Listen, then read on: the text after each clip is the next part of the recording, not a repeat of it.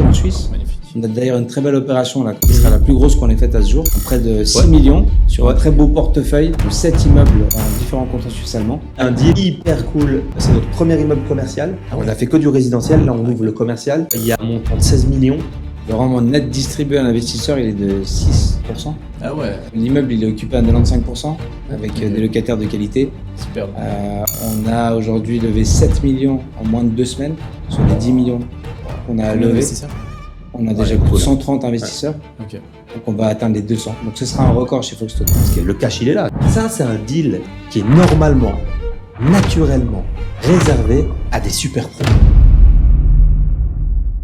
Hey, c'est Edouard, bienvenue dans l'After, le podcast dédié à l'immobilier et au monde du business en Suisse romande. L'objectif de ce podcast, c'est de vous permettre de continuellement apprendre même après votre journée de travail. Si vous appréciez le contenu, je vous demande une seule faveur, laissez-nous un avis 5 étoiles sur la plateforme que vous utilisez. Allez, bon épisode. Dans ce nouvel épisode, j'ai l'immense chance de venir faire un épisode avec Dan et David. Dan, CEO de Foxton et David, COO de Foxton.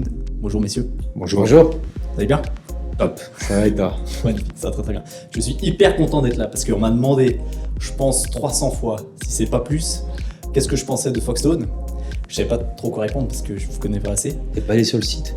Si, je suis allé 100 fois sur le site. Et très bien fait d'ailleurs, félicitations. Même si je pense que c'est plutôt toi ça, le site. En partie. Ah ouais. David a quand même. Très bien.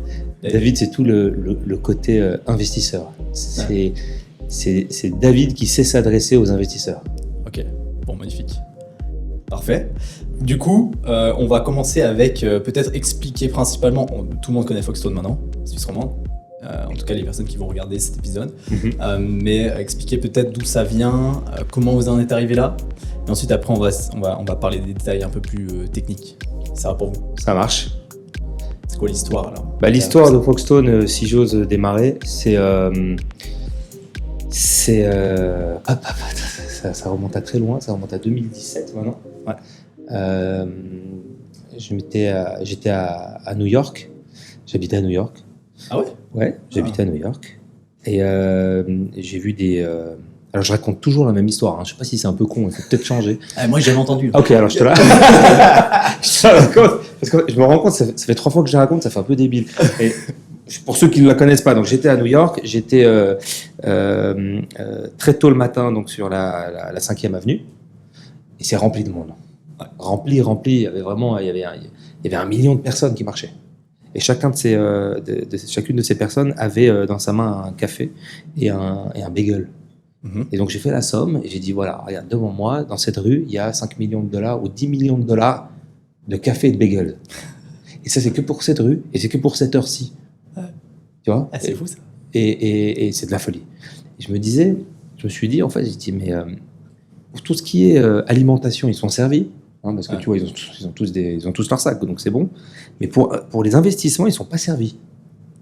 Parce qu'il y a peu d'entre eux qui vont pouvoir investir comme ce que nous, on faisait. Moi, je conseillais des familles qui investissaient dans des hedge funds, dans des private equity, tu vois. Ouais. Et ils ne faisaient pas les mêmes rendements, tu vois. Eux, ils ont des gros fonds, les fonds des grandes banques qui rapportent 0 à 1% par année, etc. Ouais. Et donc, ils étaient très, très, très mal servis. Je me suis dit, est-ce qu'on leur ferait pas, est-ce qu'on les aiderait pas à investir? Donc, j'ai tout de suite penché vers ce que je faisais en ce moment, c'est tout ce qui était fonds d'investissement, un peu dangereux, très, très difficile à comprendre. Donc, je me suis dit, non, c'est pas pour eux. Mais l'immobilier, c'est très simple à comprendre. Ouais. Il y a un immeuble, il y a des loyers. La base, c'est si ma mère, elle pige, c'est bon. On peut y aller. Donc, ma mère, elle comprend l'immobilier, elle sait qu'il y a un immeuble, elle sait qu'il y a un loyer, des locataires, il y aura des travaux, il y aura des charges, il y aura une banque qui va prêter, puis le reste, c'est pour nous. Ouais. Voilà. Et c'est tangible, c'est là. C'est quand même difficile de faire investir quelqu'un dans quelque chose qu'il ne voit pas, qu'il ne comprend pas. Dès qu'il ne comprend pas, l'investisseur ne comprend pas, en général, il revient en arrière. Ouais. Donc là, je me suis dit, il faut démocratiser cet investissement. Parce qu'aujourd'hui, c'est pas possible. C'était pas possible. C'était réservé à des personnes qui devaient mettre 1 million, 2 millions, 5 millions sur la table, en plus de ce que vont donner les banques. Donc c'est pas toute la population qui a accès à ce type d'investissement, en direct comme ça. Donc ça vient de là. Foxstone, ça a démarré dans une rue à New York à 6h du mat. Énorme. Quelle belle histoire. Du coup, tu viens pas du tout de l'immobilier à la base. Ah si, moi j'ai fait un tournant dans l'investissement indirect, dans tout ce qui est hedge funds, private equity et venture capital, mais à la base, si, je viens de l'immobilier. Moi aujourd'hui j'ai 41, bon t'enlèves, j'ai 16 ans d'immobilier quoi. Ah ouais, bien. Du coup c'était une évidence. Ben ouais, en fait c'est quand tu as très peu de skills, tu vois, ce que tu fais c'est que tu les réunis. Donc moi je suis né un peu dans la tech, tu vois, et j'ai fait de l'immobilier toute ma vie. Donc j'ai réuni ces deux points. C'est le résumé de Foxstone. Exact. Ah, magnifique. Et mais du coup, David, toi, t'es arrivé quand dans l'équation? Moi, je suis arrivé début 2018. Donc l'idée avait déjà germé, avait déjà maturé. Dan avait déjà analysé le marché. C'était déjà bien entouré de partenaires. Il venait de finaliser la première levée de fonds avec laquelle a participé la Vaudoise Assurance, qui était actionnaire en fait depuis le premier jour chez Foxstone. Il avait déjà été voir le régulateur pour s'assurer en fait qu'il montait un modèle d'affaires qui était en adéquation avec les prérequis de la FINMA. Et donc à ce stade-là, il fallait quoi? Il fallait créer une plateforme, il fallait monter une équipe, il fallait mettre en place des process, et puis il fallait démarrer avec les premières opérations. En juin 2018, on a lancé le premier immeuble sur la plateforme. Ok. Vous l'avez trouvé d'où cet immeuble? Parce que la première opération elle est hyper importante. Oui, c'est la plus dure. Moi, j'ai commencé à chercher des opérations encore bien avant ça, tu vois. Donc, ce qui est arrivé, c'est qu'en fait, j'allais voir des vendeurs, je leur disais, en fait, on aimerait bien acheter cet immeuble. Vous êtes qui? Pour l'instant, personne. Vous avez l'argent? Non. Vous avez une banque? Non plus. Donc, tout le monde te disait non. Voilà, j'ai reçu 50 portes. On m'a claqué la porte 50 fois. Finalement, je suis allé voir un autre investisseur, qui est donc la Vaudoise Assurance. À ce moment-là, c'était un monsieur qui s'appelait Bruno Ferrol. Et puis je lui ai dit, écoute, Bruno, le premier immeuble, on va avoir un peu de mal. Vous n'avez pas un petit immeuble qui traîne chez vous, là, que vous voulez vendre? Et puis justement, ils en vendaient un. Donc on a dû faire c'est régulé l'assurance. Donc on a dû montrer qu'on n'était pas personne proche, que tu vois, tu peux pas vendre à ton ami un immeuble, tu vois. Donc on est passé à travers tous les filtres de la FINMA et de toute la régulation. Donc ils ont pu nous vendre cet immeuble. Du coup, c'était des vendeurs qui étaient très patients parce qu'ils ont attendu 9 mois avant qu'on vende l'immeuble. Alors, le premier immeuble, il a mis 9 mois pour vendre. Et puis, alors, David était dessus pendant 9 mois et c'était des appels téléphoniques à des gens qu'on ne connaissait pas, qui étaient venus sur notre site pour peut-être se renseigner. Et puis, du coup, tu as David qui les appelait. Il disait, ça vous intéresse un immeuble? Et puis, alors, il n'était pas au centre-ville de Genève ni à Zurich, il était à Concise. C'est où ça? Concise, c'est dans le canton de Vaud. À côté d'Yverdon. Mais il faut que tu imagines qu'à l'époque, le montant d'investissement minimum, il était de 100 000 francs. Donc, convaincre des gens qui n'ont jamais entendu parler de toi, qui ne comprennent pas ton modèle d'affaires, et avec une boîte qui avait très peu de track record, c'était très compliqué. Donc, acquérir la confiance de monsieur et madame tout le monde de la classe moyenne sur une opération comme celle-ci, c'était compliqué. Merci à eux. Mais tu sais, en même temps, c'est de l'avoir fait de la façon la plus non digitale possible au début, c'est-à-dire de passer tous ces coups de fil, de rencontrer des gens, de faire des événements physiques, de faire venir ces gens au bureau, qui nous a permis finalement de digitaliser par la suite tout le processus, de rendre le plus simple possible, le plus efficient pour toutes les parties qui sont impliquées. Parce que dans un investissement immobilier en direct, il faut imaginer que tu as l'investisseur, il a accès à des offres d'investissement, tout le processus est simple pour lui, mais ce qui se passe derrière les coulisses, c'est assez complexe. Tu as une banque qui va financer un immeuble avec 200 personnes en face. Tu as un notaire qui va devoir instrumenter un acte avec 200 noms. Tu as une due diligence qui est faite par des tierces parties. Tu as un registre foncier, avec 200 noms. C'est compliqué. C'est quoi cette histoire? Et ça ressemble à quoi un extrait du registre foncier d'un immeuble? C'est hyper cool. C'est comme. C'est un livre. Non, c'est comme avant une soirée quand tu passes à la COP et t'achètes toutes les boissons. Là, tu vois, c'est énorme. J'ai trop envie de voir ça une fois. C'est hyper intéressant. Et ce qui est intéressant dans cette approche, c'est que de l'idée, c'est une idée. L'idée, elle vaut rien. C'est déjà pas mal d'avoir l'idée, mais elle vaut rien. La mise en exécution de la manière la plus efficiente possible de l'idée, c'est ça qui vaut quelque chose. C'est clair. Et du coup, quand David a rejoint, donc il est venu, il a mis des process. Il vient du monde du retail, donc lui, il sait s'adresser à monsieur et madame tout le monde. Moi, je viens pas de ce monde-là, entre guillemets, parce que j'ai fait des investissements pour des family office, pour des institutionnels, pour des fonds souverains. Et du coup, c'est pas du tout le même langage. Donc, David a repris tout ce que j'avais écrit, a tout effacé, a tout recommencé. Et a mis de façon extrêmement claire, extrêmement simple à comprendre. Voilà comment marche Foxstone. Okay. C'est énorme, c'est énorme. Et comment c'était le premier rendez-vous, si j'ose, avec la FINMA pour montrer le truc? Ça s'est super bien passé. Ça s'est super bien passé. Là, tu as pris rendez-vous et tu es allé les voir? Non, alors ils n'ont pas de bureau. Tu peux pas prendre rendez-vous. Tu peux pas prendre rendez-vous. Tu peux que te pointer en bas et regarder les murs, c'est à Berne, c'est assez joli. mais il n'y a pas de rendez-vous avec la FINMA. Tu peux même pas leur parler vraiment, techniquement, parce que moi, c'est nos avocats qui parlent à d'autres avocats. Ça marche mieux. Donc, j'avais un ami, un monsieur très sympa, qui s'appelle Alexandre de Bocard. Je suis allé le voir, il travaille dans une étude qui s'appelle OA Légal. Et je lui ai dit, écoute, moi, j'ai pas les moyens de te payer toutes tes honoraires. Il faut que tu m'aides d'une façon ou d'une autre, on te renverra la balle, quoi. Tu vois. Et puis il me dit, ok, on va faire comme ça. Donc il nous a aidés à faire ça. Et il était très très fort parce que c'est passé comme une lettre à la poste. C'était un moment où la FINMA se demandait si elle était en train de rater le virage numérique pour la place financière suisse. Donc c'est un bon moment, tu vois. T'essaies de faire ça maintenant après les cryptos, c'est un peu difficile, tu vois. C'est clair. Mais juste quand ça commence à monter, on te dit oui, avec plaisir. Si vous faites A, B, C, D, comme vous nous avez bien expliqué, vous avez le feu vert. Ça va. Ok. Excellent. Et d'ailleurs, est-ce que tu penses qu'ils sont en train de manquer la digitalisation de la place financière? Non, ils sont assez bons. Ils sont assez bons. Ils prennent des précautions. Parce que c'est normal de prendre des précautions. T'as pas pris de précautions. Regarde ce qui s'est passé avec FTX. Donc, ils prennent des précautions, mais ils avancent. Et d'ailleurs, on était parmi les premiers mondes à avoir un cadre régulatoire pour tout ce qui va être token, tout ce qui va être... On est très avancé, au contraire. Mais tu sais, la régulation, nous, on l'a toujours vu d'un bon œil. Parce que la régulation, ça permet de rajouter des barrières à l'entrée, de structurer le marché et de permettre à ceux qui l'ont respecté d'être encore meilleurs dans son exécution. C'est clair. Donc, la régulation, on a de la chance, on est dans un pays où le régulateur il légifère en faveur en fait, de plein de nouvelles technologies et qui est à nos yeux très avancé, en tout cas en matière de finance, d'immobilier, de crypto-monnaie, de tokens et de beaucoup de sujets qui me passionnent. C'est un garde-fou. Exactement. Donc c'est dur. Alors pour passer les étapes de la FINMA, c'est pas simple, tu vois. C'est même chiant, tu vois. C'est vraiment compliqué. Par contre, une fois que tu as dépassé ce point-là, libre à toi d'aller attaquer le marché, parce que là, tu as les papiers. Et d'ailleurs, les gros players, les gros investisseurs te regardent et te disent vous avez le papier de la FINMA, on sait ce que c'est. Vous avez bien bossé. Non, mais ça rassure. C'est un gage de sécurité. C'est un gage et de qualité, clairement. C'est clair. C'est clair.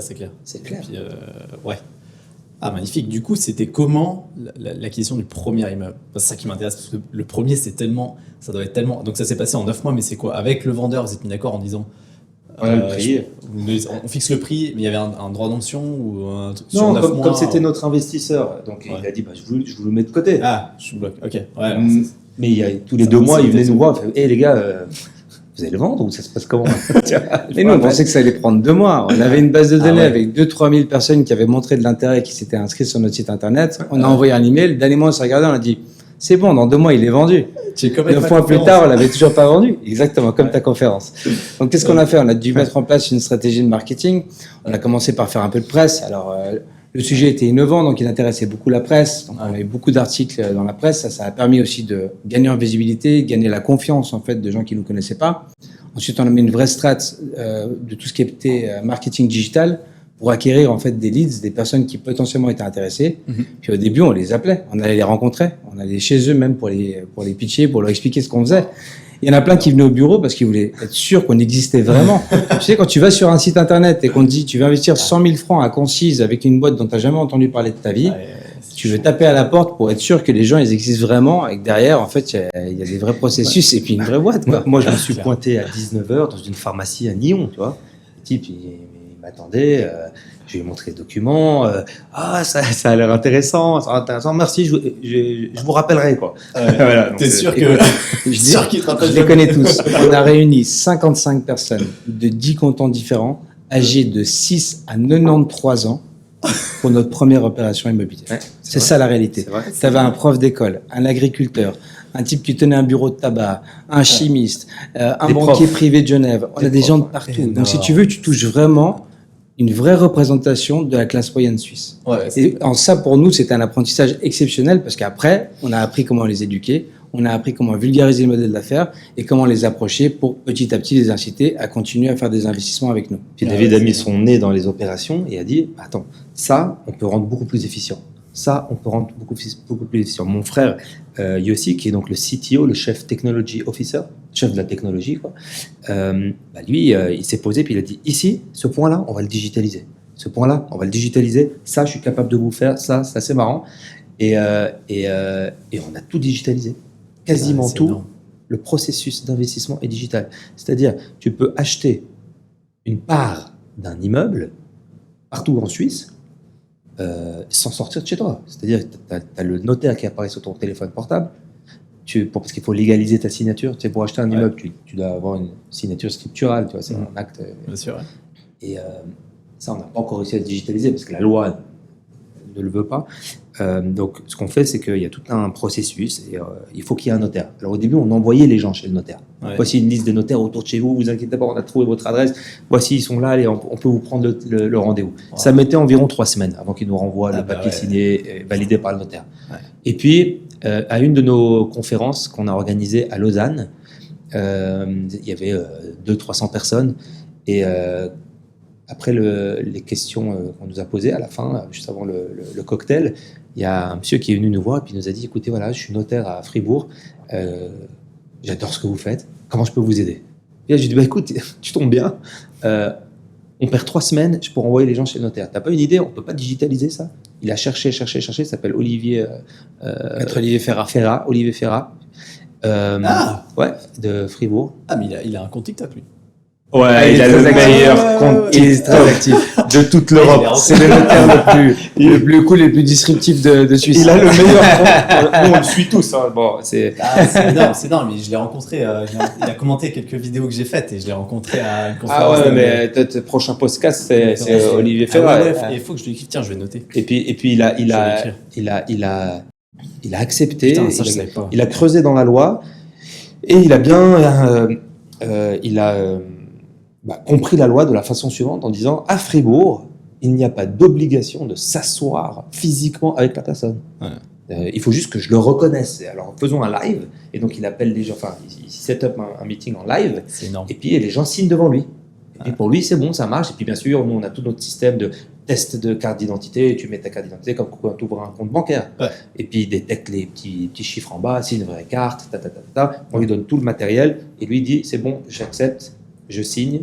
Comme quoi cette personne a bien signé, c'est juste ces documents. On a dit ça, c'est un exemple d'un des points de friction qu'on a complètement digitalisé. Ah ouais, ça c'est génial.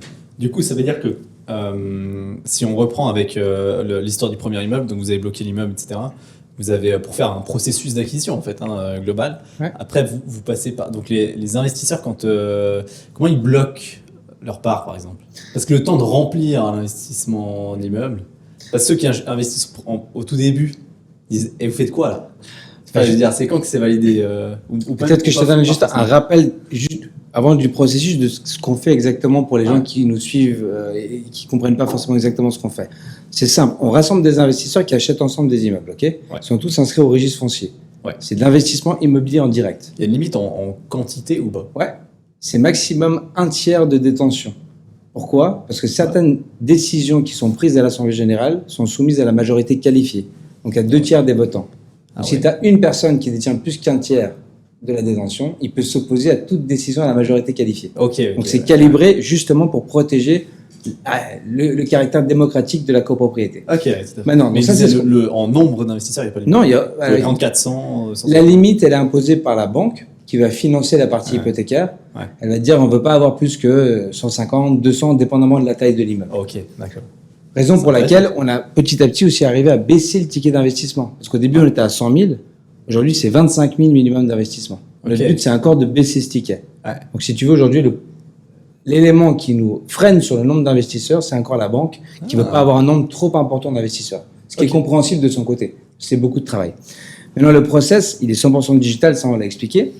Mais c'est sûr que comment est-ce qu'ils réservent leur investissement? L'investisseur, il a accès à l'offre, à toute la documentation relative à l'offre. Il peut réserver son investissement en ligne. Donc, en cliquant sur un bouton, on lui réserve une allocation.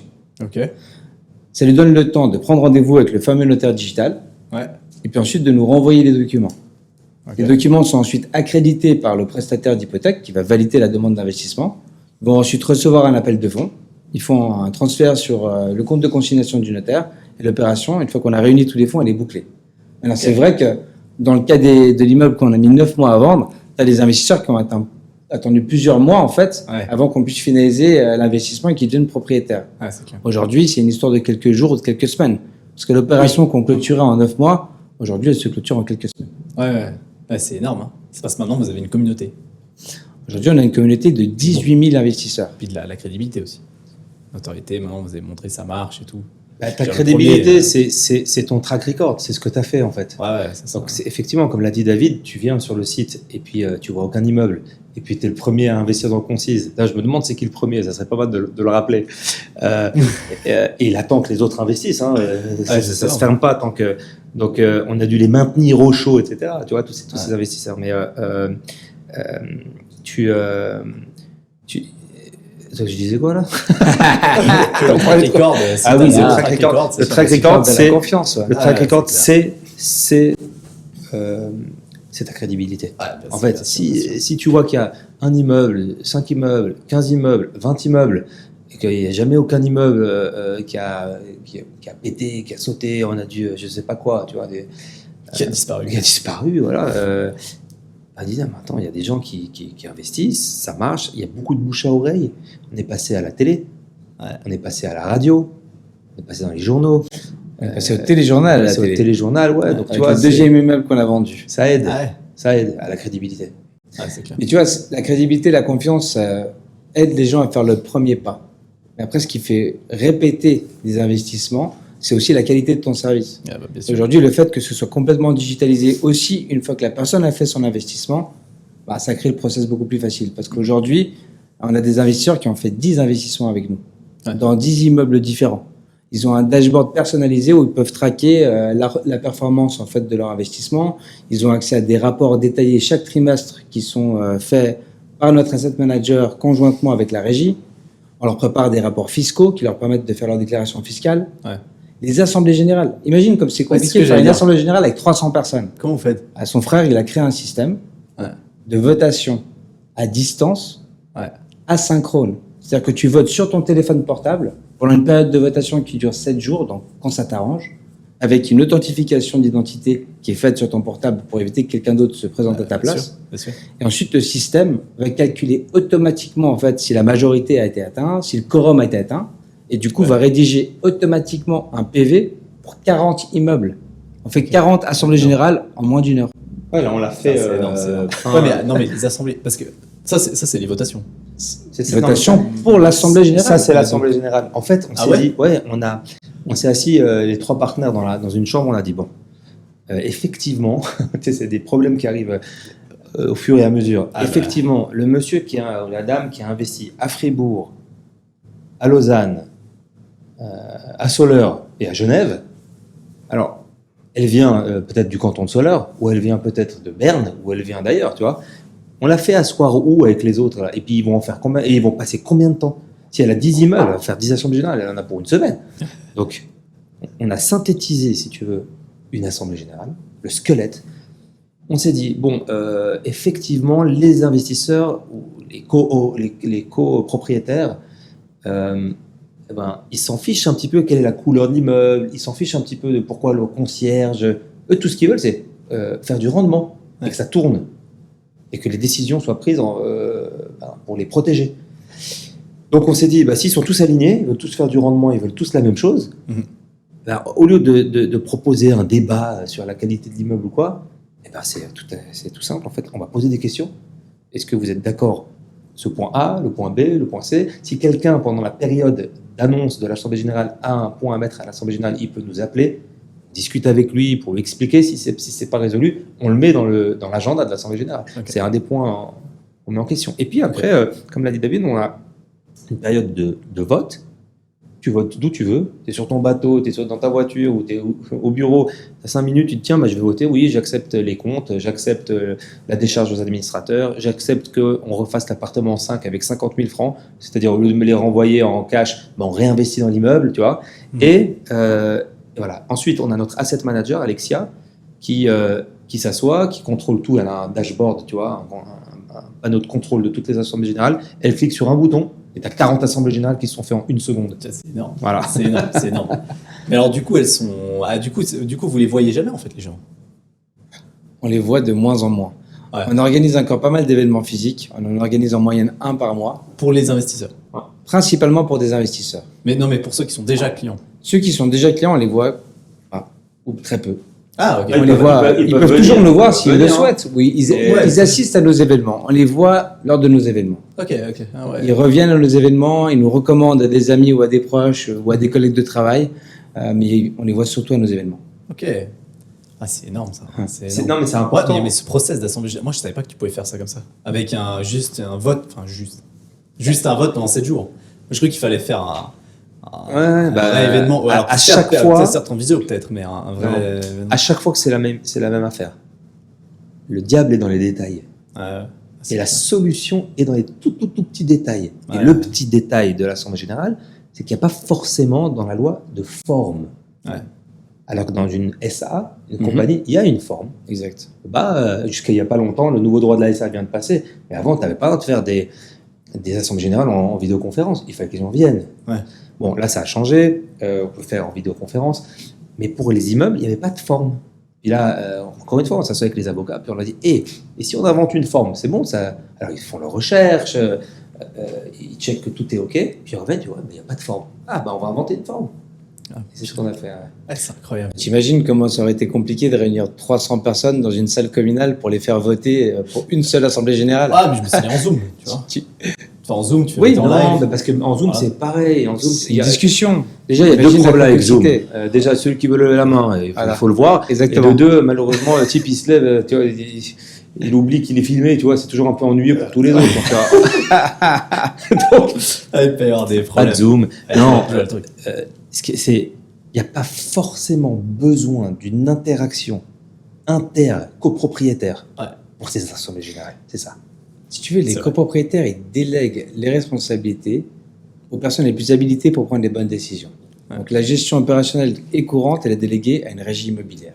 La stratégie d'investissement, elle est déléguée à Foxstone, qui est l'administrateur de la copropriété. Mhm. Et nous, on gère l'asset management pour eux. Ils sont très contents. Eux, ce qu'ils veulent, c'est toucher des rendements de façon récurrente sur leur investissement et être informés et avoir accès en toute transparence à toutes les informations. Ouais. Et c'est ce qu'on leur donne.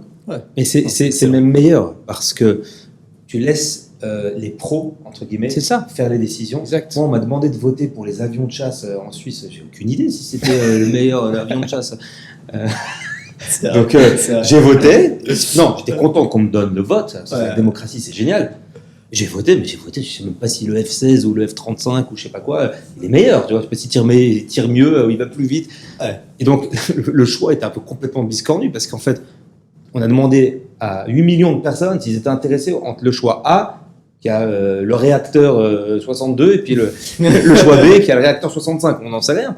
C'est Donc, clair. Par contre, ce qui est très fort, ce qui est important, c'est que on donne le choix à l'investisseur de dire mais si Foxstone fait du mauvais boulot, on peut les virer. Mhm. Et si moi j'ai vraiment envie de dire quelque chose, je peux m'exprimer. Et en face de moi, j'ai pas une intelligence artificielle. Un jour, on sera tous remplacés par des robots, j'imagine, mais aujourd'hui, on l'est pas. Et du coup, on a David, on a Dan, on a toute une équipe ici de 35 personnes. 35 déjà. Entre Genève, le bureau de Genève et le bureau de Zurich, qui répondent.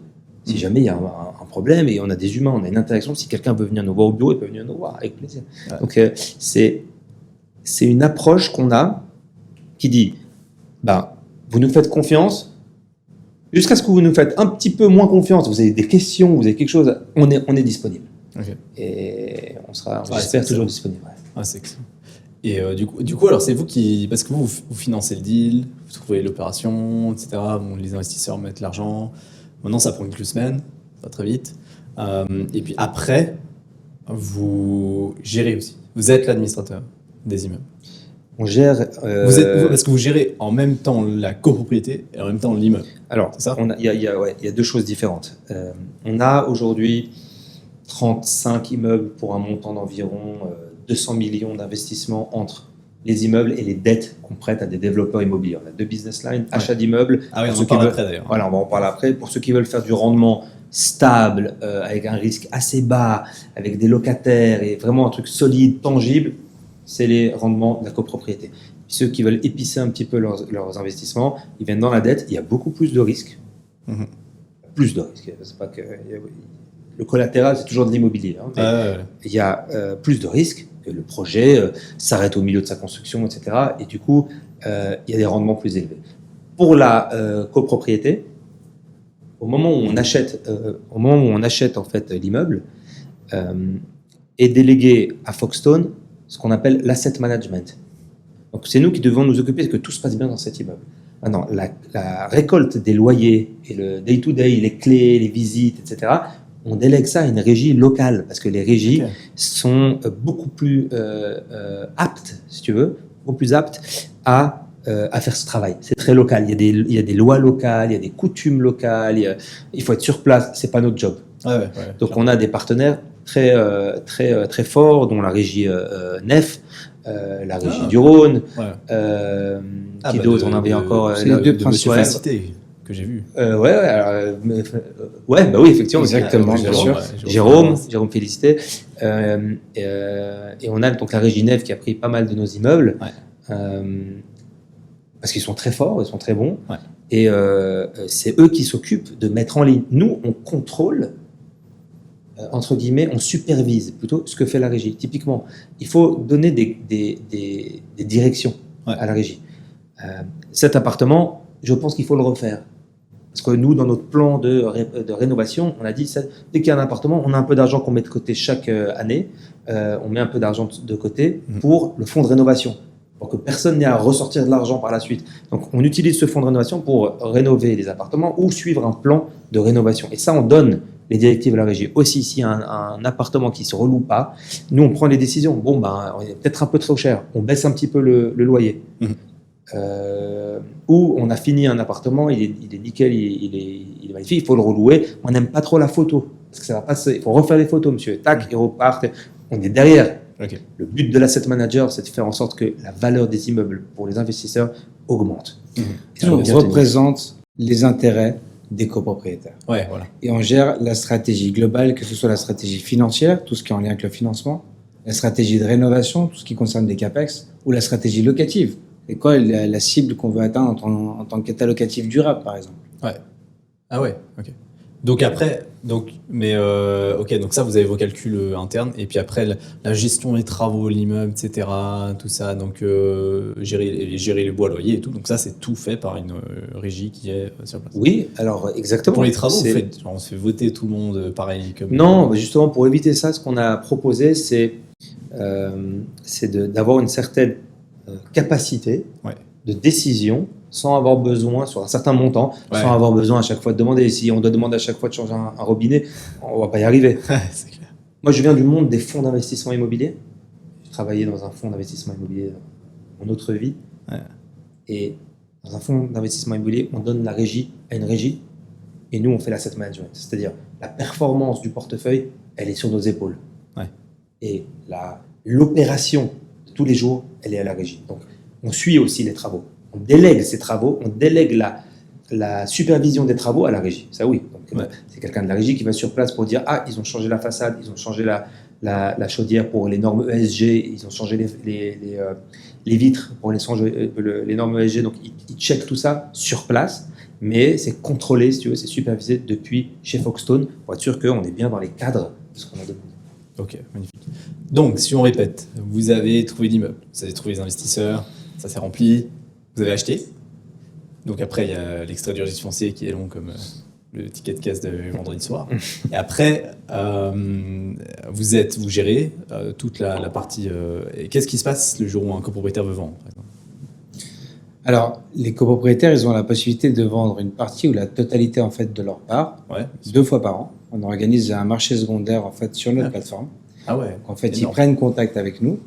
On leur donne une estimation en fait de la valeur de leur part, basée sur l'évolution du marché, sur l'évolution de l'état locatif de l'immeuble, sur les charges, sur notre estimation en fait de cette valeur. Ils décident du prix auquel ils souhaitent les vendre. C'est le copropriétaire qui va décider, comme s'il vend un appartement et qu'il va voir un ami courtier pour lui donner des estimations, il va lui estimer son appartement à 1 million, lui il veut le vendre à 1,1 million, il le mettra en vente à 1,1 million. Ouais. On propose d'abord en fait ces parts en vente aux autres copropriétaires qui ont un droit prioritaire de rachat pendant environ 2 semaines. Et ensuite, Ok. on propose aux 18 000 autres investisseurs. Ok. Donc le process, il est géré de bout en bout par nous, Ouais. ce qui permet en fait au copropriétaire de déléguer complètement en fait la transaction. Ah ouais, parfait. Et ça, de nouveau, c'est complètement digitalisé. Le nouvel acheteur, il peut. Alors, c'est digitalisé, mais en là, partie. on a quand même un élément de friction. Ouais. Parce que quand tu vends une part, tu es obligé de repasser devant chez le notaire. Exact. Donc nous, on évite Ah. de faire revenir tout le monde. C'est comme si tu vends un appart, en fait. C'est comme si tu vends Ouais, bien sûr. un immeuble. Bien sûr. Donc c'est pareil, c'est la signature légalisée, c'est les procurations pour Foxstone qui vont représenter l'acheteur, le vendeur chez le notaire, c'est les nouvelles signatures, c'est changer le contrat de dette. On a un contrat de dette sur l'immeuble avec la banque qui donne l'hypothèque. Il faut enlever un nom pour remettre un nom, mais là, la banque doit intervenir. Elle a son droit de veto. Ça doit passer tout un processus de validation par la banque de l'investisseur. Donc, et après, il y a les frais. Il y a les frais de transaction Mhm. légales. C'est-à-dire, il y a des frais de quand tu échanges un immeuble, tu vas payer des Bien frais sûr. de transfert. Et tu vas payer le notaire. Et donc, là, il y a des frictions. Parce que c'est pas en un clic que tu vends. Ouais. La vision de Foxstone, on en reparlera plus tard, mais la vision de Foxstone, c'est en un clic, tu peux échanger n'importe quelle part de tes investissements, que ce soit dans de la dette, que ce soit dans des immeubles, que ce soit dans n'importe quelle structuration qui fait que tu tiens de l'immobilier dans ton portefeuille. Tu cliques, tu vends, tu cliques, tu achètes. Ça, c'est la vision. Parce que là, le vendeur, il doit passer chez le notaire. Bah oui, il doit nous donner une procuration, ils vont Ah ils ouais, vendent ouais, un ouais, immeuble. mais il fait de nouveau ça. Ouais, mais tout Bah, ça il- est tout est digital, ouais, mais pas c'est besoin quand de se déplacer physiquement. On est arrivé, je pense, aujourd'hui, parce qu'on commence à avoir un vrai marché secondaire, ça Ouais. s'anime, Ah ouais, on est très bah content. forcément. Et on arrive à une limite, parce qu'en fait, on essaie de regrouper, on essaie de pas aller 50 fois chez le notaire, tu vois. Ouais. Donc, on donne une date, et à cette date, on essaie de tout regrouper, il faut que tout le monde se mette d'accord entre-temps. Donc, on est arrivé à la limite, si tu veux, des processus d'efficience de ce modèle Ouais. d'échange-là. Ouais. Et on est en train de le transformer maintenant. Ouais, ok. Putain, c'est excellent. Le but à terme, c'est d'arriver à titriser aussi le modèle de copropriété pour plein de raisons. Le premier, c'est vraiment d'abaisser le ticket d'entrée, Ouais. parce qu'à 25 000 francs, tu restes accessible, mais que pour une proportion de la population, qui est quand même la classe moyenne aisée. Le jour où tu baisses ton ticket d'investissement à 1000 francs, tu t'adresses à tout le monde, parce que tout le monde a un jour 1000 francs à investir dans l'immobilier. Effectivement. Ce que dit David ici, c'est que comme on va titriser de la façon la plus totale cet investissement, eh bien, il n'y a plus de limite. Il n'y a plus une banque qui nous dit « Ah, je veux qu'un nombre X d'investisseurs », parce que sinon la liste est trop grande. Mhm. Il n'y aura qu'un seul acheteur. C'est une compagnie qui achète l'immeuble. Ouais. Compagnie X achète l'immeuble à la rue à Lausanne. Et derrière, tous les investisseurs. Ok. Donc c'est beaucoup plus simple. Donc on peut descendre le ticket là où on veut. Ouais. Le C'est montant. ça mes questions d'ailleurs. Donc, jusqu'à aujourd'hui, donc, pour ceux qui nous écoutent, donc, qui sont physiquement propriétaires, inscrits au registre foncier d'une part de copropriété d'un immeuble. Donc, il n'y a pas de société. Non. Tout le monde est copropriétaire, un peu comme un couple qui achète C'est à du deux, direct. sauf qu'il y a 300 personnes qui achètent. Voilà. Un couple à 300. C'est ça. Voilà, 150 ou 200. Et copropriétaire ordinaire. Et donc, Correct. dans la titrisation, l'idée c'est de faire une SA avec des actionnaires de cette SA. Et la SA achète. Alors, l'idée, c'est de mettre une compagnie qui va acheter l'immeuble. Et après, toute la structuration derrière pour que ça marche avec la loi 1, 2, 3, 4, 5, ça, on en parlera une autre fois parce que là, c'est un dictionnaire. Mais c'est ce qu'on a réussi à faire. Ouais. Et on est en train de l'implémenter. On attend encore quelques autorisations de la FINMA. On attend encore un papier de 80 pages qu'on doit écrire. Ça s'appelle un prospectus, etc. Donc, en fait, on y arrive. Petit à petit, ça va arriver. On n'y est pas encore parce qu'on attend tous ces résultats en fait de la FINMA, du régulateur et puis des avocats. Mais effectivement, on est arrivé à un point où on s'est dit on a questionné nos investisseurs, on a fait un survey, Un sondage. un sondage. David a piloté le sondage et on a demandé aux investisseurs, est-ce qu'aujourd'hui, maintenant qu'on a 5 ans d'existence, que vous avez vu que ça tient, Foxstone, etc., est-ce qu'on a vraiment besoin d'être tous copropriétaires au registre foncier? Parce qu'au début, c'était important. Si Foxstone disparaît, on aimerait avoir nous l'immeuble. Alors oui, c'est le cas pour tous les investissements qu'on a fait jusqu'à maintenant en copropriété. Ouais. Là, on aimerait enlever la problématique des taxes, parce que tu dois remplir ta déclaration fiscale, et puis si tu as un immeuble, un bout d'immeuble à Fribourg, un bout d'immeuble dans le Tessin et un bout d'immeuble à Genève, c'est un peu complexe. Ouais. C'est faisable parce que nous, on donne toutes les instructions.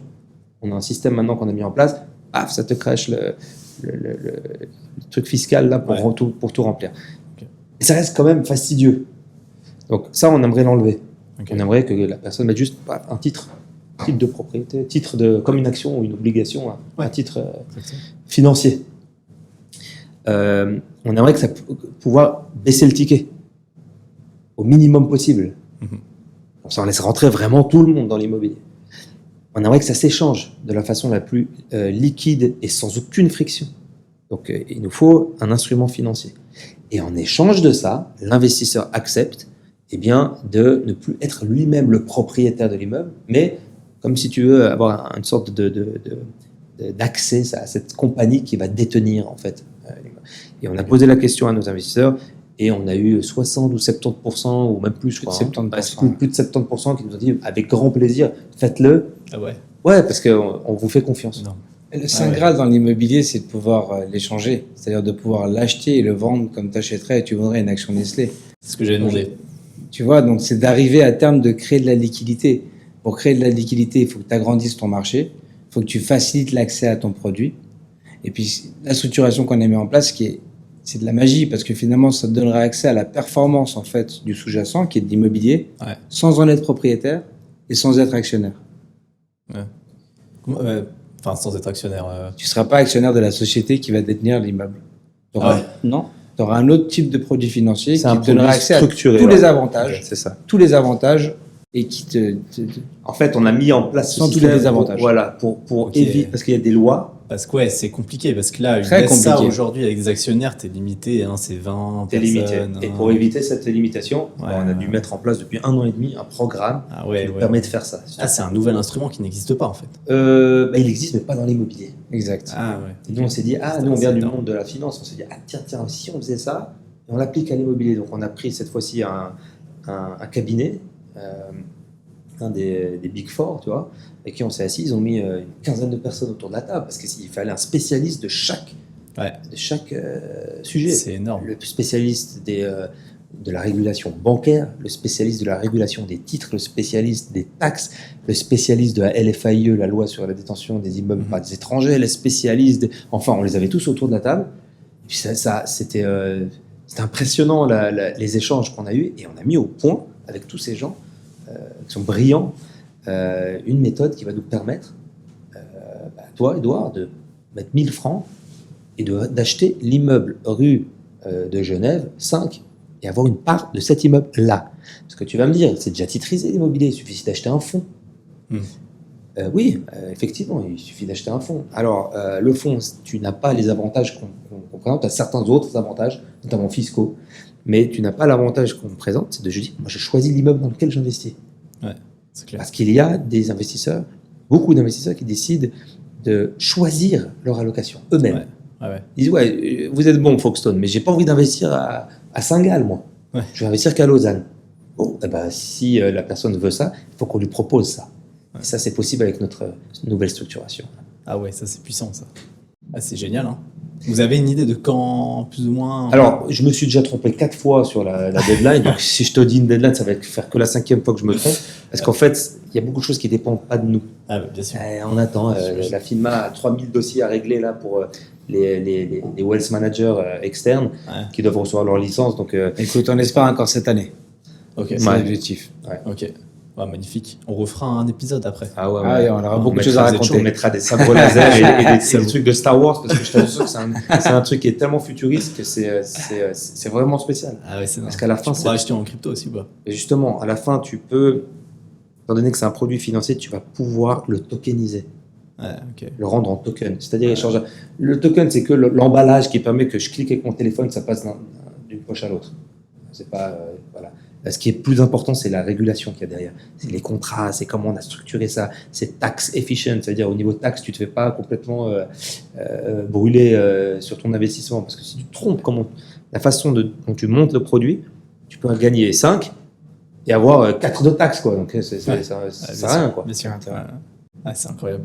Et comment est-ce que, enfin, à quel point est-ce que c'est liquide aujourd'hui?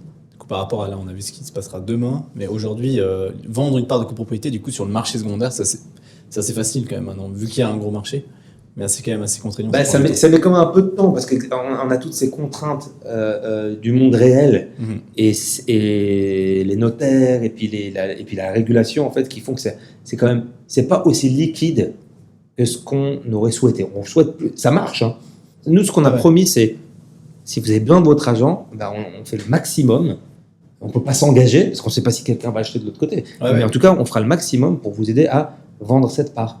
Okay. On a échangé 5 millions principalement sur les 2 dernières années pour donner une idée de volume.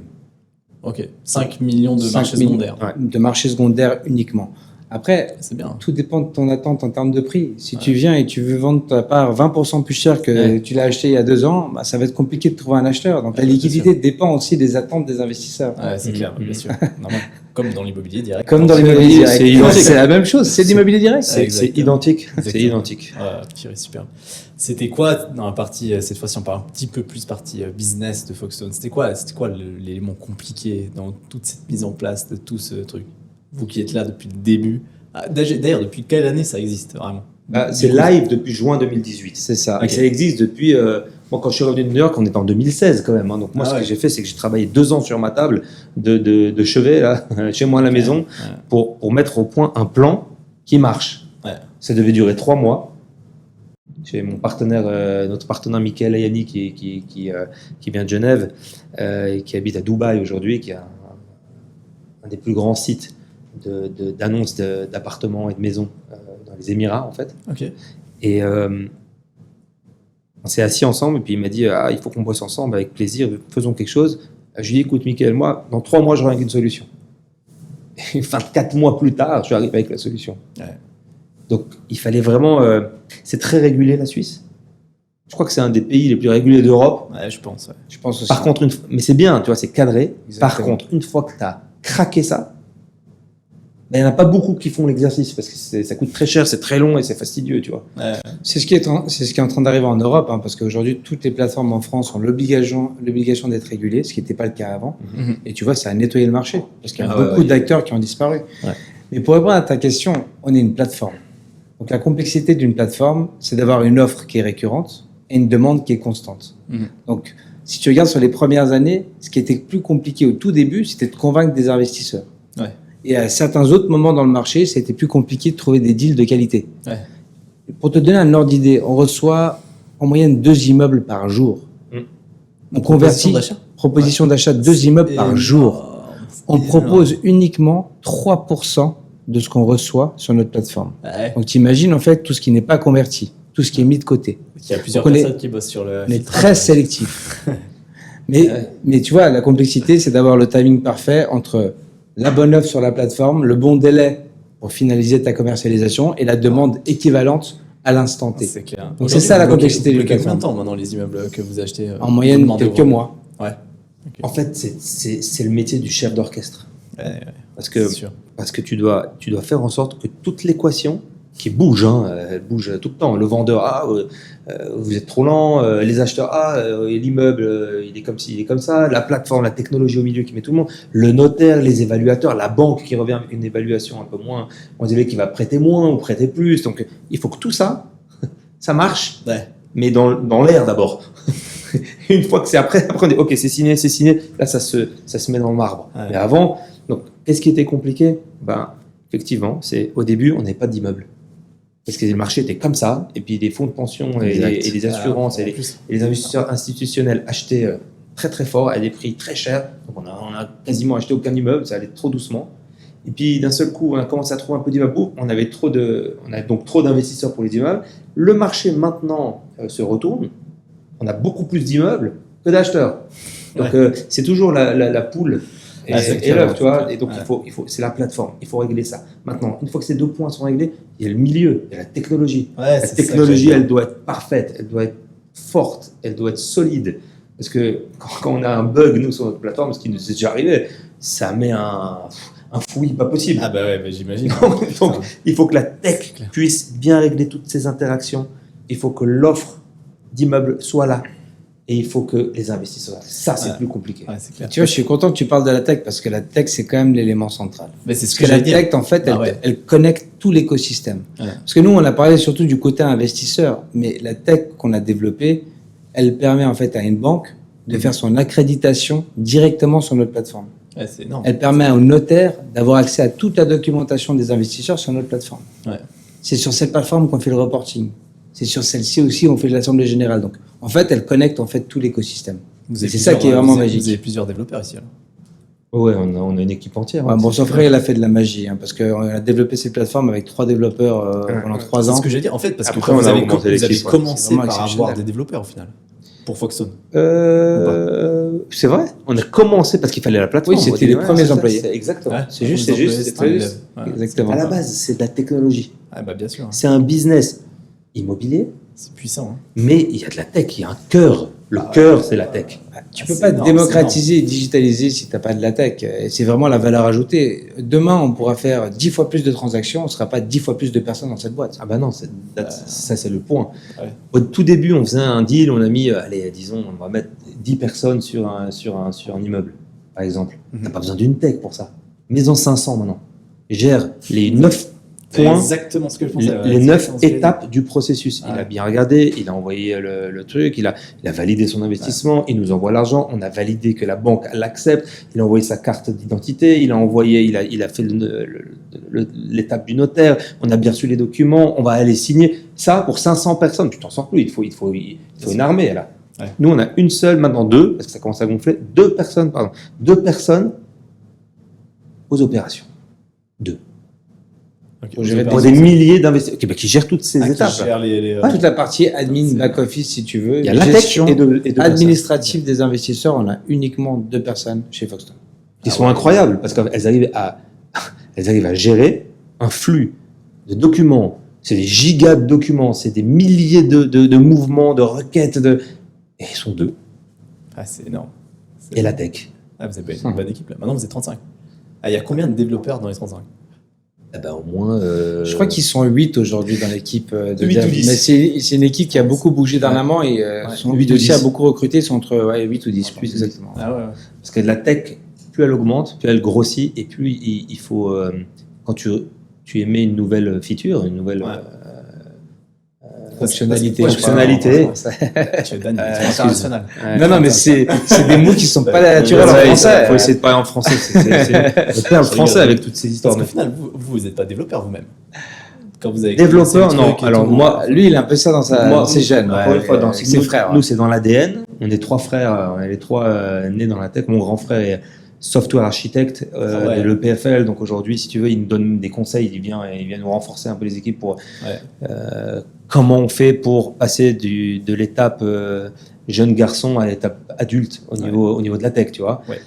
Mon petit frère, lui, il sait coder, bien sûr. Il gère toutes ses équipes de codeurs. Moi aussi, perso, je sais coder, tu vois. Mais c'est plus mon travail. On s'est séparé les tâches. Ouais. Ok. Mais tu vois, c'est ça qui est assez Intéressant. cool dans notre boîte, c'est que on a démarré avec 4 cofondateurs, si tu veux, qui sont extrêmement complémentaires. Donc, Michael Layani, lui, il a l'expérience d'avoir monté une boîte.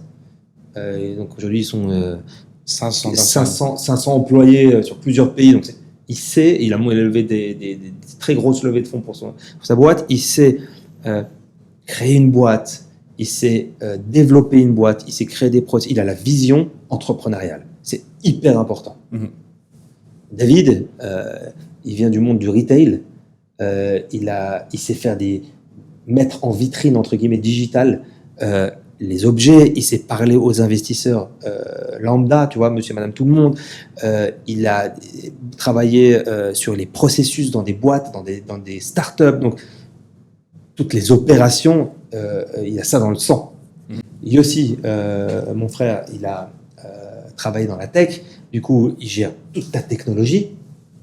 Mais c'est mieux que nous tous, la technologie, parce qu'il a vraiment plongé dedans, tu vois.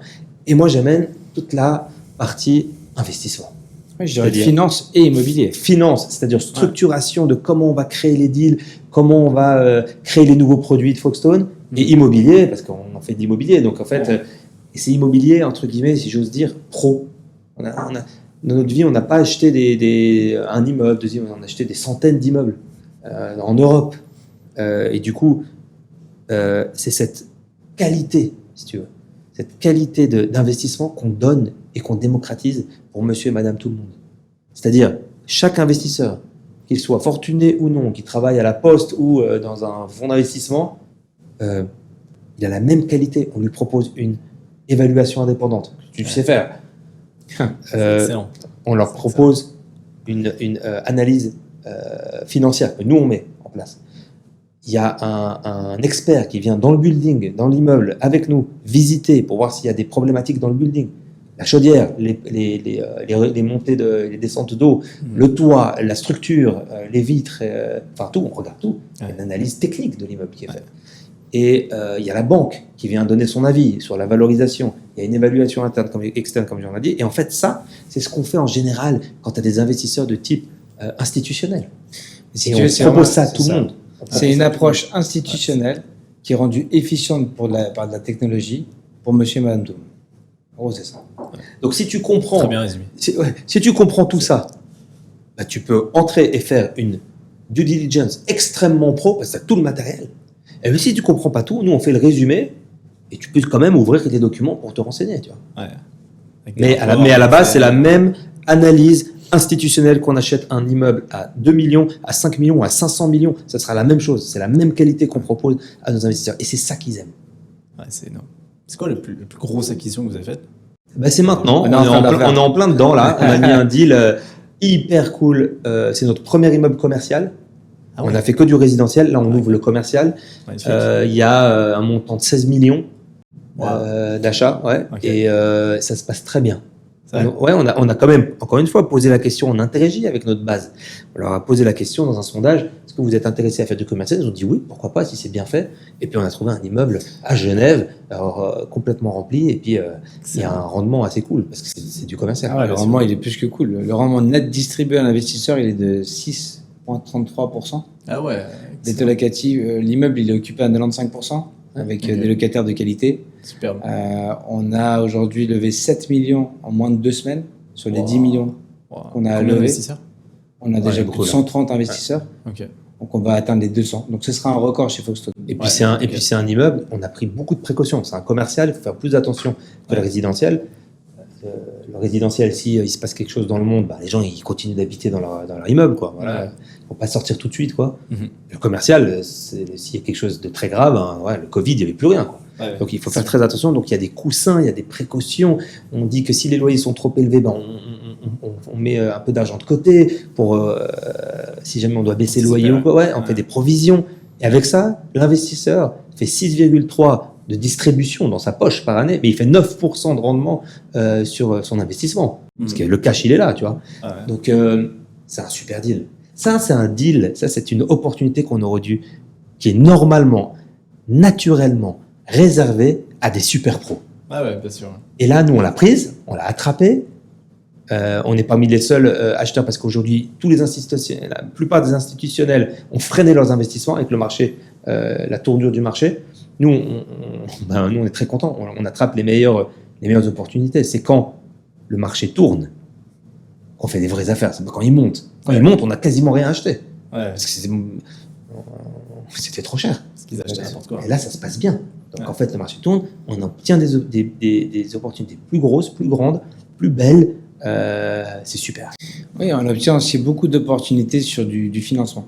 Parce que comme l'a dit Dan tout à l'heure, en fait, on a deux modèles. Le modèle de la copropriété et puis un modèle qu'on appelle le prêt participatif. Donc ça consiste en quoi? En fait, les investisseurs, ils n'achètent pas en fait de l'equity, des fonds propres dans un immeuble. Ils prêtent de l'argent à un professionnel de l'immobilier. Donc en fait, on vient financer une partie des fonds propres qu'un promoteur immobilier a besoin pour accomplir son projet. tu as toujours la banque qui va prêter en fait le premier rang. Et nous, on va lui faire un prêt en fait de courte durée, en moyenne de 24 mois. On va structurer ce prêt dans un produit financier. Donc l'investisseur, il va souscrire à une obligation en francs suisses avec un collatéral qui est un projet en cours de développement ou d'immobilier construit. Et puis, il va gagner un taux d'intérêt entre 5 et 7% par année. Donc, c'est assez exceptionnel. Ouais. On a fait une vingtaine de transactions là sur les 2 dernières années. Là, on atteint un rythme de croisière. On va en proposer quasiment 1 à 2 par mois, partout en Suisse. Magnifique. On a d'ailleurs une très belle opération là qu'on va lancer, je pense, lundi prochain, qui sera la plus grosse qu'on ait faite à ce jour. Un prêt de 6 millions sur un très beau portefeuille de 7 immeubles dans différents cantons suisses allemands. Donc, il y a des belles choses. Et aujourd'hui, tu vois, en plus, le timing est plutôt intéressant parce que les banques sont assez restrictives en fait sur leur capacité à octroyer des prêts. Les développeurs aujourd'hui veulent multiplier des projets. Ils sont concentrés en fait sur ce qu'ils savent faire, c'est-à-dire du développement, et pas aller lever de l'argent. Et nous, on leur apporte une solution de financement qui est flexible, qui est rapide et qui leur permet vraiment pour le coup de faire davantage de projets. C'est grandiose. Et on prend de grandes précautions. Il n'y a pas un problème avec la banque pour le financement du reste au promoteur, sachant qu'il se fait prêter en plus de ce qu'elle prête? Si, il y a une problématique, c'est-à-dire que certaines banques disent « Ouh là là, il y a trop de dettes dans ce projet ». Alors ce qu'on fait, c'est qu'on prend notre dette et on la transforme en quasi-fonds propres. En fait, il suffit il y a des contrats qu'on signe entre les 3 parties qui font que notre dette n'est pas réclamable tant que le projet n'est pas terminé. Donc, c'est comme des fonds propres, quoi. Donc, on s'arrange pour que la banque accepte, en fait. Ça marche souvent. Il y a beaucoup de banques qui participent. Il y a d'autres qui veulent pas. Bon, bah, tant pis, mais il y en a qui participent. Quand les banques veulent pas, ce qu'on fait, c'est qu'on propose aux développeurs de changer de banque. Et puis là, ça marche. C'est un prêt qui est subordonné de toute façon au prêt bancaire. Tout à fait. Et voilà. Mais du coup, alors, là, c'est vous qui êtes le plus à risque, alors, si vous avez des contrats comme ça de... Non, le plus à risque, le plus à risque, c'est le développeur, toujours. Il y a toujours de l'argent dans l'équation. Bon, bien sûr. Ah oui. Bien sûr, souvent, il y a des gens qui font des prêts et ils font pas attention à ça. C'est quand tu prêtes à quelqu'un qui a pas d'argent qui a pas de billes dans le sac. Il n'en a rien à foutre. Oui, c'est ça. Donc, c'est des principes de base, si tu veux, ils sont respectés. Les principes de base de n'importe quel investissement, c'est qu'il faut qu'on soit aligné. Donc, on a en premier lieu le plus risqué qui est donc le promoteur, mais qui va faire aussi le plus d'argent. Ensuite, il y a Foxtone, et ensuite il y a la banque. La banque bien en bas, avec un rendement très bas, 1%, 2%, 3%. Elle prête, mais elle est très très sécurisée parce qu'elle prête la moitié du projet, pas tout le projet. Et nous, on prête un peu plus haut, c'est tout. Et on fait toujours très attention que si jamais ça se passe mal, on ait les bonnes garanties. Les cédules hypothécaires, souvent la garantie des actions de la compagnie qui détient le projet. On va très loin. Vous travaillez beaucoup en cédule hypothécaire. Cédule obligatoire, toujours. Cédule obligatoire. Donc vous avez une cédule en deuxième rang derrière la banque. C'est ça. Et ensuite, les actions en gage de la compagnie. Certaines fois, quand il n'y a pas assez de garantie, on demande une garantie personnelle. Enfin, on est assez inventif sur comment faire et procurer la meilleure protection à nos investisseurs. Ok. Et jusqu'à aujourd'hui, 20 projets, 0 problème. On a 20 projets, on en a déjà 2 qui ont été remboursés. Maintenant, on a un et troisième qui arrive. Remboursés de façon anticipée parce qu'ils ont été remboursés avant l'échéance. Ça s'est tellement bien passé qu'ils ont. Donc, avec des investisseurs pour le coup qui sont satisfaits et qui répètent sur les prochains. L'avantage, c'est que tu as des durées qui sont très courtes, avec un rendement qui est fixe, qui est très élevé pour du franc suisse. Parce que gagner du 5 à 7% sur de l'obligataire en franc suisse, il n'y a aucun produit obligataire qui arrive à l'âge vite ce type de rendement. Et puis, comme a dit Dan, avec quand même des vraies sécurités et des garanties qui sont bien ficelées. Ok, puis c'est fort. Comment vous voyez la suite de Foxtone à partir d'aujourd'hui, avant notre prochain épisode Enfin, non, sur 10 ans. Alors. Sur 10 ans ouais. Tu vas pas sur la lune, là. Non, si tu me poses la question à moi, il vaut mieux la poser à David. On va être trop loin, là, dans 10 ans. Allez, alors, court terme, 1 an, 2 ans, 5 ans et 10 ans. On essaye, en tant que compagnie, d'avoir un rythme de croisière. C'est très important. Parce que on était une jeune pousse au tout début. On a grandi. Et cette croissance, il faut savoir la manager. Gérer cette croissance, parce que ça peut partir dans tous les sens. Donc, on a fait rentrer dans notre capital des personnes très, très calées. Mais vraiment, Dans l'immobilier. Non, alors pas du tout. C'est pas dans l'immobilier. Ok. C'est des personnes dans l'investissement en général. Ok. Donc on a vraiment des partenaires aujourd'hui qui font partie de notre board of directors, hein, qui sont extrêmement calés dans les investissements, dans ce qui est de l'alignement d'intérêts, de la structuration. Vraiment, c'est quelqu'un qui a fait plus de 5 milliards d'opérations. Donc, tu vois, ça se trouve pas dans tous les coins de rue. Ouais, bien sûr. Et aujourd'hui, on se concentre à transformer notre jeune pousse en adulte. C'est pas du tout la même façon de travailler. Ouais. Avant, tu as David et Dan, on peut faire un peu de taxes, on peut faire un peu d'immeubles. Il faut faire la cuisine. On fait la cuisine. Ok. Aujourd'hui, il y a des départements, il y a des processus, il y a des communications interdépartements, il y a des délégations d'autorité, il y a des comités d'investissement, il y a des agendas partagés avec des meetings. Il y a un rythme opérationnel qui est mis en place. Ouais. Ça, c'est pas du tout la même chose qu'avant. Bien sûr. Avant, il fallait faire du deal. Aujourd'hui, il faut créer les bases d'une compagnie, d'une corporate. Ouais. Une compagnie qui sera pérenne. Et puis l'objectif, c'est clairement de devenir l'acteur leader dans l'investissement immobilier digital en Suisse. Aujourd'hui, il n'y a pas beaucoup de compétition en Suisse. Il y a quelques gros acteurs. Sur la partie du financement dont on a parlé aujourd'hui, personne ne propose ce produit sous cette forme-là en Suisse partout. Donc il y a vraiment il y a beaucoup de croissance, il y a beaucoup de potentiel de croissance. Mais comme l'a dit Dan, aujourd'hui, tout est dans l'exécution. Et il faut que l'exécution soit parfaite. Et qu'il y ait un rythme opérationnel qui nous permette d'accélérer au rythme auquel on souhaite accélérer. Parce que c'est bien beau de rêver. Le rythme. Dans 5 ans, vous êtes combien? Tu sais, je vais te dire un truc. Le moins possible. On a une équipe à Folkestone. Chez Folkestone, on a une équipe de collègues, partenaires, parce que plein d'entre eux ont déjà des parts de Folkestone. Ils ont l'air sympas. Hein. Ils sont méga cool. Et en fait, on a une équipe qui est exceptionnelle. La tech, c'est une chose. Il faut la construire, etc. Mais il faut alimenter tout ça. Donc, on a une très grosse partie tech, mais on a une énorme partie humain. C'est les humains qui créent la valeur ici. C'est pas les immeubles. C'est pas ce qu'on pense, c'est pas nos idées. C'est ce que je te dis, c'est la réalisation de l'idée. Et ça, c'est les humains. Et pour ça, il faut une équipe qui est cohérente, qui s'entraide. On a mis dès le départ les valeurs de Folkestone, on est tous dans le même bateau. Parce que si les sales disent on est meilleur que vous, l'équipe qui ramenait les immeubles, non, parce qu'ils vont rien vendre s'ils amènent pas d'immeubles, et eux, ils vont pas mettre d'immeubles si ça se vend pas. Donc, on est tous dans le même bateau. Et ça fait une dynamique de compagnie qui est juste incroyable. Les gens sont hyper contents, hyper sympas. Et tu me demandes combien on est. Est-ce qu'on est 250 ? Mais j'ai pas envie qu'on soit 250. Je veux qu'on fasse 10 fois le chiffre d'affaires avec le même nombre d'employés. C'est pour ça qu'on a une tech. Ouais, c'est clair. Qui marche très bien d'ailleurs. Ouais. Puis le but, c'est de voir tous ces gens qui nous ont fait confiance depuis le début évoluer avec nous. Ouais. On a des gens qui sont là depuis day one. Je sais pas, là, des employés ou des investisseurs ? Les employés. Nicolas, il a commencé, il venait du Crédit Suisse. Il a commencé comme analyste. Aujourd'hui, il est head de tout le département financement. Et il est parti Crédit Suisse, ça fait. Ah oui. Ouais, il est parti un peu avant, lui, quand même. Exactement. Il a sauté quand le Crédit Suisse faisait comme ça. Il a dit, je vais chez Folkestone. Ouais. Parce que je sens qu'il a senti qu'il y avait quelque chose à développer. Ouais. En fait, les gens qui nous rejoignent, ils viennent pas chez nous parce qu'on leur donne des salaires mirobolants, ce qu'on ne fait pas, on n'a pas les moyens.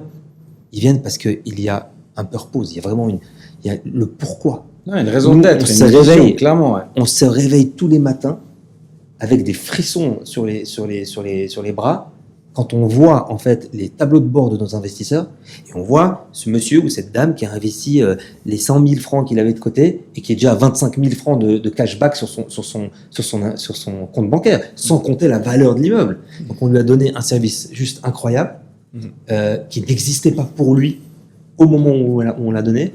Et si tu veux, une de nos réussites, ça sera dans 5 ans, tu te proposes, dans 5 ans, c'est que nos investisseurs sont tous devenus riches parce qu'on a commencé à vendre des immeubles et qu'ils ont réinvesti et qu'ils continuent à investir avec nous. Ça, c'est juste incroyable. C'était ma prochaine question d'ailleurs. Vous avez déjà vendu un immeuble ou pas ? Revendu un immeuble. Ouais, mais revendu un immeuble. Pas encore. Moi, j'ai mis en place un système qui dit on vend dans 7 ans. Il faut bien mettre un stop parce que les gens t'envoient l'argent et te disent ok, mais je retrouve quand mon argent, quoi. Ouais. On a dit dans 7 ans, depuis la date d'acquisition, il y aura une assemblée générale qui a déjà pour sujet est-ce qu'on vend l'immeuble ou pas. Ok. Aujourd'hui, les investisseurs nous écrivent pourquoi est-ce qu'on doit vendre dans 7 ans? Ça tourne super bien. Là. Ouais. On ne fait pas du 6% ailleurs dans toute la Suisse. Quoi. Bien sûr. Donc on aimerait bien garder notre immeuble, on est très content, vendez rien. Ouais. Tu vois, et les Ça, c'est investisseurs font les deux. Ils investissent et dans les immeubles pour un rendement stable et sur le long terme, avec appréciation de capital sur le long terme, Ouais. et ils font une partie dette, parce que là, ils peuvent investir 20 000 ou 15 000 ou 10 000 ou 50 000, avec un rendement beaucoup plus élevé, mais avec une échéance qui est claire. 1 an, 2 ans, 3 ans, l'argent revient. Parce que les gens remboursent leur dette. Bien sûr. Tu vois, Ok. c'est comme ça qu'ils Ouais. Ok. créent leur portefeuille. Donc vous verrez quoi. Hein Donc vous verrez. Les premières potentielles ventes, ça va arriver là, non? C'était 2018. Dans ouais, quelques années, c'est dans vrai, 2-3 ans. 3 ans. Mais pourquoi 7 ans? Parce qu'en fait, on a signé un taux fixe d'hypothèque pendant 7 ou 10 ans. Ah. Donc, c'est à l'échéance du taux que tu dois forcément prendre la décision. Ok. Maintenant, moi qui parle quand même beaucoup avec des investisseurs, comme l'a dit Dan, ils ont une vision de long terme. Ouais, ouais. Et ce qui est beau dans l'immobilier, c'est la récurrence en fait de tes distributions en fait, avec de l'appréciation de capital. Il y a tellement peu de classes d'actifs qui te proposent ça. C'est clair. Donc en général, quand tu es satisfait, ben, tu restes investi. Et puis sur 90% de nos immeubles, on a donné plus que ce qu'on avait Exact. prévu, parce que dans Exactement. nos modèles Ouais. d'investissement, on dit, bon, il va y avoir des locataires qui vont pas payer. Ou il va y avoir des locataires qui vont changer d'appartement. Donc pendant 2 mois, on rénove, on repeint, il n'y a pas de loyer qui tombe. Donc on a pris ce qu'on appelle le taux de vacances des appartements et on le laisse fixe pendant toute l'année. C'est-à-dire, toute l'année, j'ai 10% de cet immeuble, il est vide. Ah ouais, c'est énorme. Mais quand ça arrive pas, ça, parce qu'on a bien fait notre travail, les sûr. gens touchent les loyers, donc ils touchent plus que ce qu'on a proposé. Ok. Ah, magnifique. Hein. Bon, bah c'est. Tout est clair. Hein. Ouais, c'est clair. Écoute, on essaie d'être clair. Ouais. Ah, c'est beau. Hein. Donc, vous partez du principe que normalement, vous ne devriez pas commencer à vendre alors. Bah, écoute, si on a des Ça demandes de devrait vente, continuer. on va vendre. Et ça pourrait être une super opportunité pour montrer que les immeubles ont pris de la valeur, etc. On va bientôt refaire une évaluation de tous les immeubles pour que les gens puissent voir comment il s'est apprécié. Une évaluation indépendante. Ouais, c'est excellent ça. Ouais. Voilà. D'ailleurs, si tu as un peu de temps libre, ça pourrait être. Ouais, on va en discuter. on peut discuter. Mais ouais, c'est. Sur la partie juste hypothèque, du coup, vous faites que des taux fixes. Ah ouais. Pour l'instant, C'est on a dans- fait que du taux fixe. On vient d'insérer le saron, un petit peu de saron, parce que les taux fixes sont montés très haut et Ouais. l'immobilier n'a pas encore corrigé comme il faut. Donc on a mis un peu de saron dans certaines des opportunités. Ok. Mais typiquement, les premières opportunités, le taux était à 1%, on payait 1,5 parce que j'ai fixé les échéances le plus long possible. 7 ans. Alors pas 10 ans parce qu'on avait dit qu'on restait 7 ans. Mhm. Je les ai mises à 7 ans les échéances. Ce que se rendent peut-être pas compte les investisseurs, c'est qu'on les a protégés en baissant un tout petit peu de leur rendement, mais en allant chercher du 7 ans à 1%. Aujourd'hui, c'est le triple. Mhm. Donc, Ouais, c'est clair. c'est magnifique en fait. Ouais. Donc on a pris ceinture, bretelle pour tous nos investisseurs. Et puis une chose à préciser qui est très importante, c'est qu'on reste toujours en premier rang. Donc Mhm. en fait, tu as un taux d'endettement qui est quand même très faible par rapport au marché. Ah ouais. Et ton taux d'intérêt, niveau bancaire, il est largement couvert par les entrées Ah ouais, locatives. Donc la banque est dans une position très confortable, Ouais. parce qu'elle sait que sa charge hypothécaire, elle va être, sûr. d'intérêt, elle va être honorée. Et l'investisseur, il est confortable aussi parce qu'il a un niveau d'endettement qui fait qu'il prend pas trop de risques. Ah ouais. Mais c'est Vous quoi êtes le cas de l'immeuble 40% fonds propres. Ouais, c'est ça. 35% fonds propres, 60-40. 60-40. 60% hypothèque, 40% de excellent, fonds propres. On a mis encore sur place, Exact. sur papier, on a dit c'est quoi le risque ultime pour l'investisseur? C'est qu'on nous reprenne l'immeuble parce que tu n'as pas payé la dette. Ouais. C'est-à-dire, l'immeuble, il va pas s'écrouler, Ouais, c'est même un s'il peu s'écroule, tu as une assurance. Ouais, Il est là, en fait. Ou qui se vide entièrement. S'il se vide entièrement, c'est qu'on a mal fait notre boulot, il y a des rats, il y a quelque chose, tu vois. C'est quand même rare. Ce qui est moins rare, qui est comme très très rare, mais moins rare que cette histoire où tout le monde s'en va, c'est que, en fait, tu n'arrives plus à payer le taux d'intérêt. Exact. Donc on a dit, bon, on va faire très clair, on baisse le risque du taux d'intérêt, on se met à 60 d'endettement, 60%. Ouais. Et là, c'est couvert 3, 4, 5 fois Entre par les 3 loyers. et, entre 3 et Donc, en 5 fait, fois. Vous faites pas du tout d'amortissement là. Non, on fait pas d'amorte. Ah ouais, excellent. Pas aujourd'hui. Non. Ouais, c'est top ça. Ah, magnifique. Donc, l'augmentation des taux change pas beaucoup le business model pour vous. Est-ce que vous allez faire plus de fonds propres, un peu plus de fonds propres moins- Nous, on le voit peut-être comme encore une opportunité parce qu'on voit beaucoup plus de biens aujourd'hui qui sont sur le marché Et du coup, on voit des points d'entrée qu'on n'avait pas vus l'année passée. Bon, on est quand même passé par une période Il y a une période où on était bien attentif. difficile. On n'a pas bougé. En fait, Pendant on 6 avait mois, on n'a notre rien comité fait. d'investissement Exact. et on a dit non à 500 opportunités. Ouais, c'est clair. Parce qu'en fait, Qui n'étaient pas des opportunités. ça aurait pu en être, mais la problématique, Ah non, mais c'est que les prix sont restés les mêmes Ouais. et les taux ont monté. Donc, en fait, le rendement pour nos investisseurs commençait à s'écraser. Et c'était plus logique de dire j'achète cet immeuble et gagner du 2%. Ça va pas. Ouais, c'est clair. Donc, on attend que ça corrige. Le problème, c'est que pour une start-up, attendre, c'est quand même compliqué, tu vois. Ça coûte très cher. Donc, Ça. on Ouais, a tenu notre éthique d'investissement. On n'a pas mis des opportunités mauvaises. Au contraire, on a attendu, on n'a rien mis.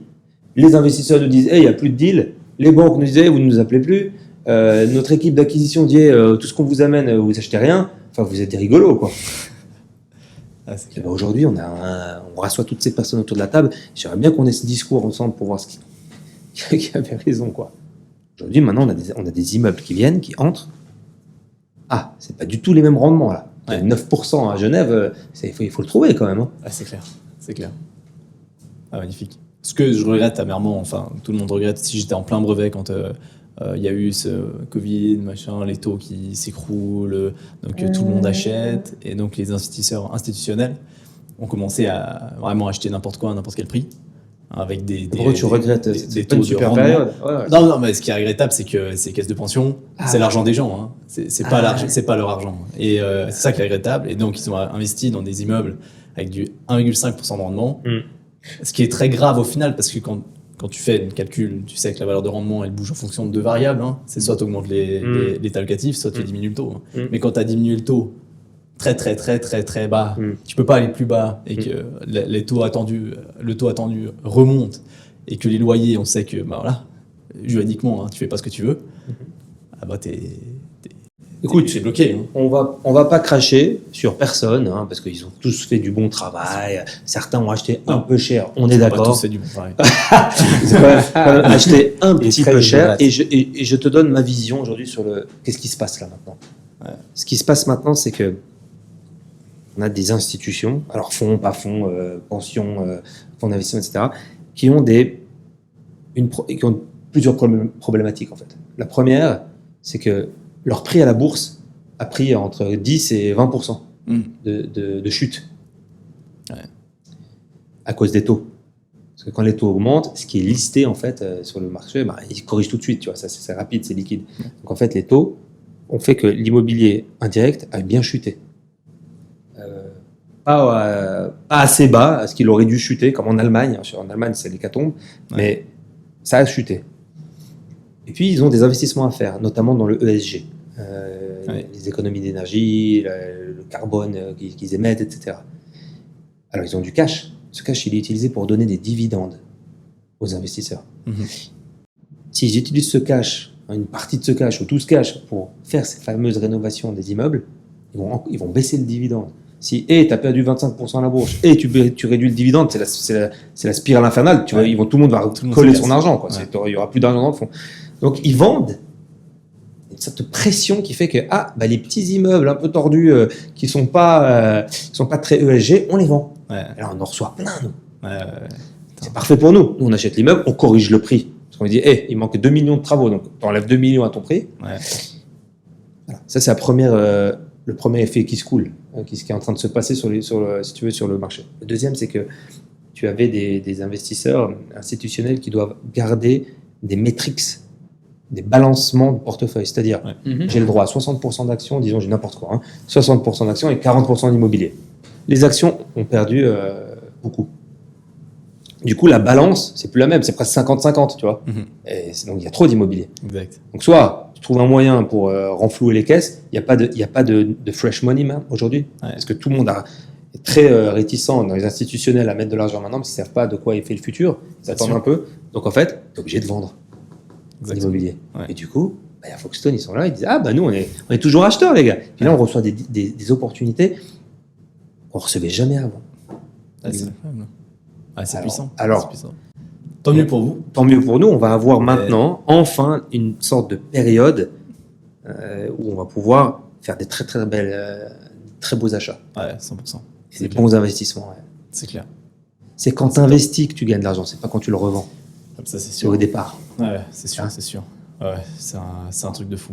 En tout cas, merci beaucoup. J'aimerais juste relever avant de terminer cet épisode, qui était long mais extrêmement intéressant. On va pas Merci terminer pour toutes maintenant, ces quand même. informations. Ouais, et ça passe vite. Hein. Ça fait déjà. Faut que tu reviennes. 1h18. Mais non, on est en train de discuter. Incroyable. Ouais, tu vois. Ouais. Ah, bah, il n'y a plus de batterie c'est dans top. ta caméra. C'est sûr, elle est en charge depuis le début. Je savais que ça allait se prolonger. Non, mais je suis très très impatient. Vraiment, ça me ferait extrêmement plaisir de refaire un épisode quand la titrisation est validée. Mhm. Donc c'est cette année, tant mieux. Mhm.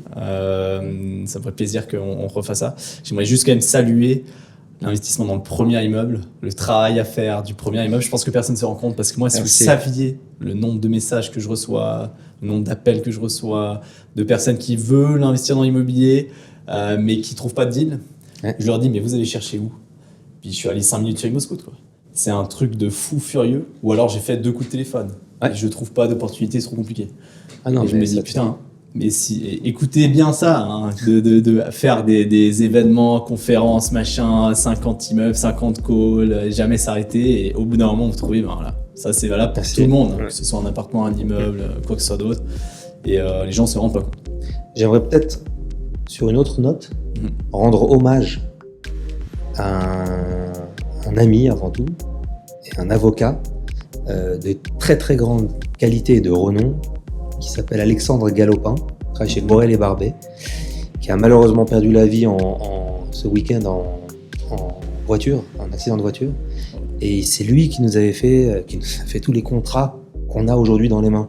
Ah, wow. Et donc c'est un vrai partenaire de Foxstone qui s'en est allé, et je voulais profiter, je pense maintenant, Ah, bah, de lui rendre hommage. fait.